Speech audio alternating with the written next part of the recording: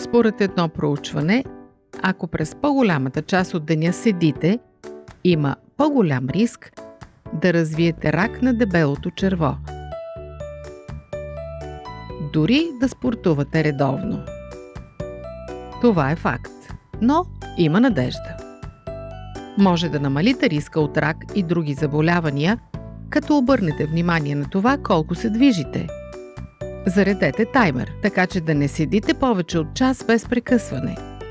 След това станете и се раздвижете.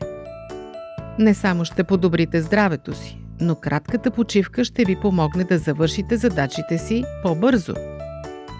Не се отказвайте от редовното движение и избягайте от рака.